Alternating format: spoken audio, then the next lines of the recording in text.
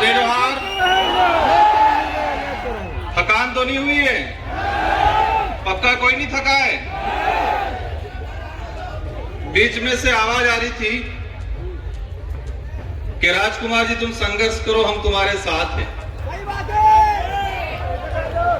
मैं मेरी बात शुरू करूं। मैं जिस दिन से पैदा हुआ हूं और समझदार हुआ हूं, उस दिन से खुद के लिए, परिवार के लिए और कॉलेज राजनीति में आने के बाद समाज के लिए संघर्ष करता आ रहा हूं। और जब तक ये सांसें रहेगी, ये संघर्ष जारी रहेगा। और आप जैसे साथियों का विश्वास, आप जैसे साथियों का जो हमारे प्रति आशा उम्मीद है, ये उम्मीदें और आशा विश्वास मुझे और मेरे जैसे साथियों को और ताकतवर बनाने का काम करती है। मैं इस कार्यक्रम को सफल बनाने के लिए कई दिनों से इस पांडाल को, इस जगह को व्यवस्थित बनाने वाले और इस पांडाल में बैठने की व्यवस्था करने वाले वॉलंटियर साथी, गाड़ियों की पार्किंग की व्यवस्था करने वाले वॉलंटियर साथी, इस आयोजन को दिल से सच्ची नीति के साथ सफल बनाने वाले सभी साथियों को धन्यवाद देना चाहूंगा।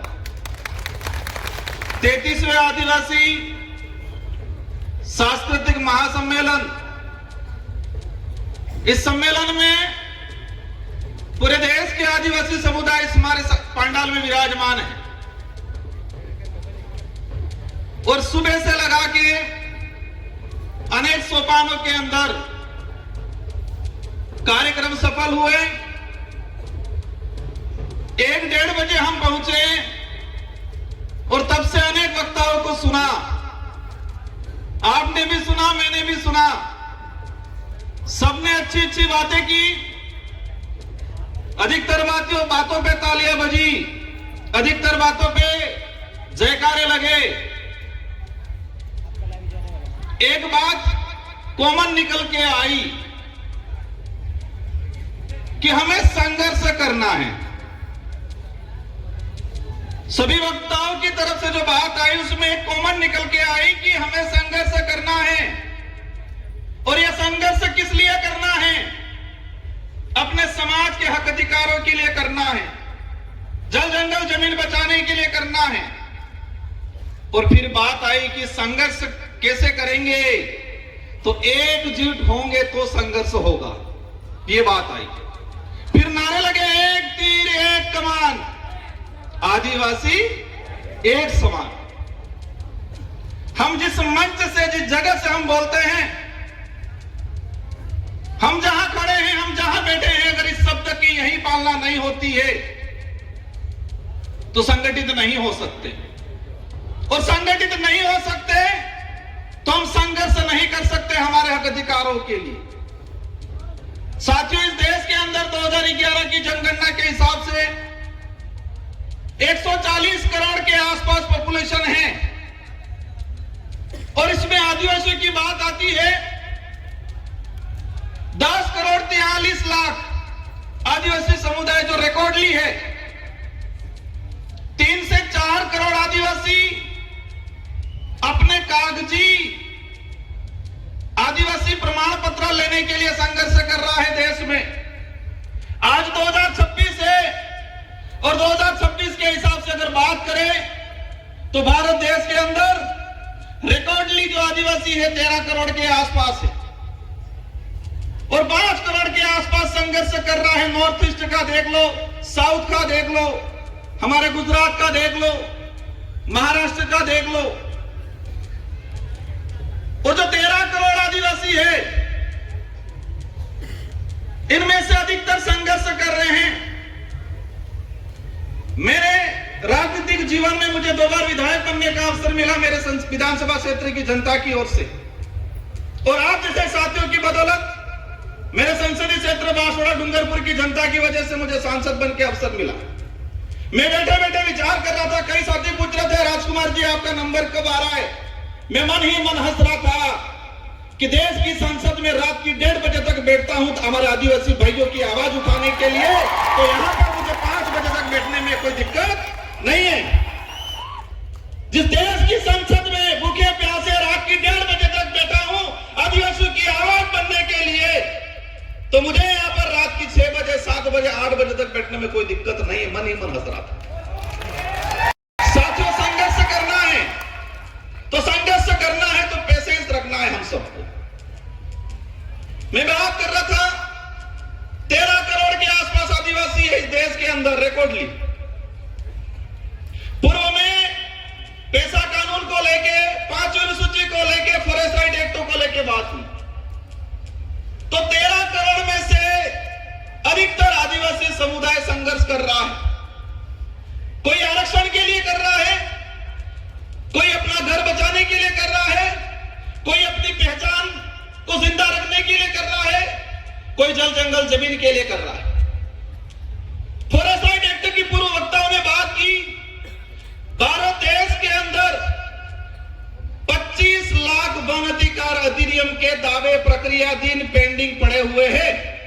25 लाख। एक परिवार में 5 सदस्य भी अगर मान लेते हैं तो 1 करोड़ 25-30 लाख के आसपास जनसंख्या हुई।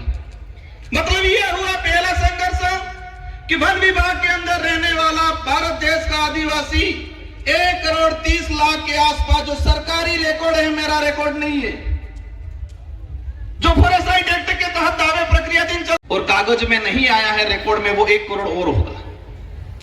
देश के अंदर वन विभाग के बाद चारागाह बिलाना जमीन की बात आती है, और चारागाह बिलाना जमीन की बात आती है। मैंने जो पार्लियामेंटली जो रिकॉर्ड निकाला है उससे मुझे जानकारी मिली है कि 2.5 से 3 करोड़ आदिवासी चारागाह बिलाना जमीन पे बैठा हुआ है और संघर्ष कर रहा है कागजी अधिकार लेने के लिए। साथियों, एक बात की बात समझना पड़ेगा, हम अधिकार की बात कर रहे हैं। इस जमीन पे हमारा पुरखाई अधिकार है। हम कहते हैं इस देश के मूल मालिक हैं। आप सभी न्यूज चैनल में देख रहे होंगे, जो हथियार आदिवासियों से बराबर हो रहा है, क्या वो आदिवासी चाइना जाके हथियार लेने गया? उन आदिवासियों को हथियार पकड़ाने वाले कौन उद्योगपति है, कौन राजनेता है, जब तक इनका खुलासा नहीं होगा आदिवासी इधर भी रहेगा, फौज में भी आदिवासी, उधर भी आदिवासी। मर कौन रहा है? आदिवासी मर रहा है। आदिवासी नहीं होते देश का किसान कौम का, गरीब कौम का आदमी मर रहा है, वो भी फौज में कौन जाएगा? क्या उद्योगपति अडानी अंबानी का बेटा जाएगा फौज में? आज देश के अंदर हजारों हेक्टर, लाखों हेक्टर जमीन पिछले 5 सालों के अंदर लीज पे दी है फॉरेस्ट। एक चीज देखा, मेरे अंदर भी पहले डर था, जो कोई कार्यक्रम कराते उनको भी डर रहता है कि कोई कुछ बोल नहीं दे, पीछे हमारे को पुलिस पूछेगी। डर से लड़ाई नहीं लड़ी जाएगी। डरोगे तो मरोगे। हम सच्चाई के लिए लड़ रहे हैं तो लड़ना पड़ेगा। अगर हम जो बात बोल रहे हैं सरकार लिख के दे दे ये गलत है, जो बात हम पार्लियामेंट में बोल सकते हैं वो बात इस मंच से भी होनी चाहिए आप लोगों के द्वारा। मैंने कहा था मुझे बारी नहीं मिलेगी चलेगा, मैंने यह भी कहा था कि मुझे नहीं बोलना, मैं सुनना चाहता हूं। साथियों, मैंने पिछला सम्मेलन आयोजन कमेटी का सम्मान करता हूं सभी का। मैंने पिछली बार में कहा था कि हम जो हर साल आयोजन करते हैं, जितने जो वक्ता अपनी बात रखते हैं, एक मेमोरेंडम बनाए, प्रस्ताव बनाए और वही डेलीगेशन राष्ट्रपति से मिले, प्रधानमंत्री से मिले, सारे राज्यों के मुख्यमंत्री से मिले। ये करना पड़ेगा। बाकी हम सांसद बन जाएंगे, विधायक बन जाएंगे, इनमें से बैठे फिर जो जिनके मंशा है वो बन जाएंगे, होना कुछ नहीं है। देश के अंदर 47 आदिवासी सांसद आते हैं। मेसा कानून 2.5 से 3 करोड़ आदिवासी नगर निकाय, नगर पालिका क्षेत्र के अंदर आज अतिक्रमणकारी के रूप में इसकी पहचान की जा रही है। 2.5 से 3 करोड़ आदिवासी म्युनिसिपल एक्ट शेड्यूल्ड एरिया के अंदर स्पष्ट कहा गया है, और इसका मैंने पार्लियामेंट में 2001 से। साथियों, एक बात जानना आज कि देश की संसद को भी देखा है, राजस्थान की विधानसभा को भी देखा है, लेकिन हर कानून आता है जिस बजट सत्र में आता है उसी बजट सत्र में पास हो जाता है, लेकिन आदिवासियों के कानून 20-20 साल हो गए, 25-25 साल हो गए संसद में आने के बावजूद भी रुके हुए। मेसा कानून 2000 में आया, 2000 2003 में इसकी कमेटी की रिपोर्ट आ गई और आज तक पेंडिंग पड़ा हुआ है, क्योंकि वो आदिवासी के हित का था। मेसा कानून आता तो शहरीकरण के इलाके में जो आदिवासी रह रहा है उसको विशेष राइट मिलते, उसकी जमीन रिजर्व हो जाती। मैं समझता हूं समय काफी हो गया है। इस कार्यक्रम में हजारों किलोमीटर से दूर से आए लोग, कोई 300-400 किलोमीटर से दूर से आए, कोई गरीब अमीर परिवार वाला नहीं आया इस पंडाल में, सभी गरीब परिवार से आए हुए लोग हैं। क्योंकि अमीर तो आरक्षण ले लिया, नेता बन गया, अधिकारी बन गया, अपनी मस्ती में आधुनिक सुख सुविधाओं को संभोग करने में मस्त है। सारे ऐसे नहीं होंगे, 10% है हमारे बीच में अधिकारी कर्मचारी आए हुए, इनका सम्मान करता हूं मैं, लेकिन अधिकतर रिजर्वेशन का लाभ लेके हुए घर पे बैठे हुए। इस पंडाल में मजदूरी करने वाला भाई आया हुआ है।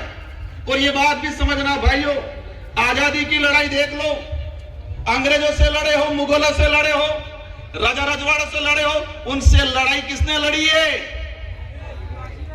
आदिवासी ने लड़ी है। और आदिवासी में भी किसने लड़ी है? जो गरीब था उसी ने लड़ी है भाइयों। बिरसा मुंडा को हम याद करते हैं, वो गरीब परिवार से थे। संविधान सभा में जयपाल सिंह मुंडा ने बात रखी थी। और एक बात सबको जानना पड़ेगा कि संविधान सभा में अगर जयपाल सिंह मुंडा नहीं होते, 1875 का जो अधिनियम में जो हमारे प्रावधान थे, जो 1950 के संविधान के अंदर सम्मिलित नहीं होते, वो जयपाल सिंह मुंडा को आज हम भूलते जा रहे हैं। साथियों, बातें अनेक हैं, लेकिन मेरी 2 से 3 बातें आपसे अपील है। अधिकतर सरकार पे भरोसे मत रहिए, सरकार को मजबूर करिए कि वो हमारे भरोसे रहे। उल्टा करना है, हम सरकार के भरोसे नहीं, सरकार समय आने पर लोकतांत्रिक जो व्यवस्था है उस दौरान हमारे भरोसे बैठे, ये तय करना है। वो कैसे करना है आप समझ जाओ। और एक चीज देखी मैंने, 13 करोड़ के आसपास आदिवासी है, इसमें से 29 राज्य हैं, और 29 राज्य में सबसे ज्यादा आदिवासियों की संख्या किस राज्य में है? सबसे ज्यादा आदिवासी संगठन किस राज्य में है? सबसे ज्यादा आदिवासी ST reserve MLA seat, MP seat किस राज्य में है? सबसे ज्यादा अत्याचार, भेदभाव, एट्रोसिटी, जल जंगल जमीन से उजाड़ा किस राज्य में हो रहा है? मैंने कुछ नहीं बोला है, आधों ने बोला है, आधे चुप है, कंफ्यूज है। वो आप सवाल ढूंढते रहना। और सबसे ज्यादा आदिवासी संगठन किस राज्य में बने हुए? इस देश में एक ट्रेंड चल रहा है अभी, उस ट्रेंड को भी समझना है। ट्रेंड ये चल रहा है कि कोई सामाजिक घटना होती है, सामाजिक आंदोलन होता है, और वहां थोड़ा पढ़ा लिखा आदमी जाके तेज तर्रार भाषण दे देता है। अब भाषण दे देता है तो सबकी निगाहें उस व्यक्ति की तरफ होती है, तो वो लीडर बनता है। और जो लीडर बनता है तो मनुवादी सोच के बनी हुई पार्टियां उसका शिकार करती है। क्या करती है? शिकार करती है। पहले भावतोड़ करती है, और भावतोड़ में नहीं जमता है तो वो शिकार करती है। ये हो रहा है। मैं किस राज्य में, किस देश में, किस समाज में हो रहा नहीं, लेकिन यही ट्रेंड चल रहा है कि कहीं सामाजिक एक्टिविटीज हुआ, कहीं एट्रोसिटी हुआ, कहीं जल जंगल जमीन की बात हुई, 50-100-500 लोग इकट्ठे हुए, 1-2 नेता जाएंगे और भाषण देंगे जोरदार, उनकी वैल्यू बढ़ेगी, और राष्ट्रीय पार्टियां बनी बनाई लीडर को खरीदने का काम करती है। अगर वो नहीं खरीदा जाएगा तो वो जेल की सलाखों के पीछे होगा। अब आपको तय करना है, ये बड़ी विडंबना है। कहोगे राजकुमार रोज तो कह रहा है ऐसा करना भी है, और फिर कह रहे कि ऐसा नहीं भी करना है। ये कंफ्यूजन है, ये बड़ी विडंबना है कि हमें सही व्यक्ति को, सही विचारधारा को कैसे चॉइस करना, ये आप पे छोड़ के जाना चाह रहा हूं। हमें विवेकशील बनना है, सोचने समझने की शक्ति डेवलप करनी है। यह बात जरूर है कि आदिवासी समुदाय बोला है, लेकिन इस समुदाय को कुछ लोग इस बोलेपन का फायदा उठाते हैं। और अंतिम में एक बात कहना चाहूंगा कि मेरे लिए तब सुनोगे आप, मेरा साथ तब दोगे, मैं सही नीति पे चलूंगा, सही बात के लिए लड़ूंगा। मेरी कथनी और करनी में अंतर आएगा। उस दिन राजकुमार रोत की भी नहीं सुनी जाएगी।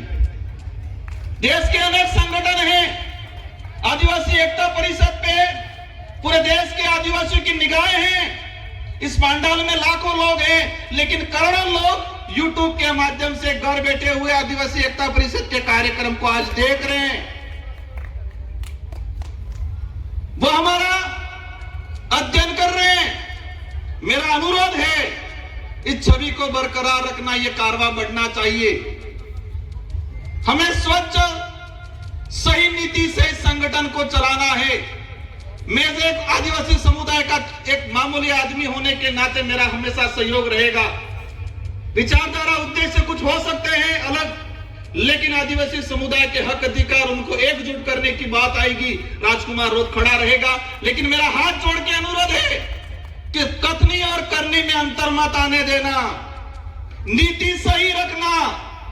अगर नीति में मेरी और कथनी करनी में, मेरा उदाहरण ले लेता हूं, फर्क आ गया, समाज आज कारवा है, लेकिन नीति और करनी और कथनी में अंतर आ गया, पीछे कोई नहीं मिलेगा कुछ समय बाद। इस बात को ध्यान रखना चाहिए। समाज को जरूरत है। समाज हर बार ठगा गया है, हर व्यक्ति से ठगा गया है, हर संगठन से ठगा गया है। हम प्रयास करते हैं, हम सबको मिलकर प्रयास करना है, क्योंकि एक बार कोई लीडर बनता है और वो कोई गड़बड़ कर देता है, समाज ठगा हुआ महसूस करता है। कोई संगठन बनता है, उस संगठन से आस लगती है, अगर वो संगठन कथनी और करनी में अंतर कर देगा तो समाज ठगा हुआ महसूस करेगा। भाइयों, आजादी के बाद से हजारों बार आदिवासी समाज ठगा हुआ है, व्यक्तियों के द्वारा, संगठनों के द्वारा।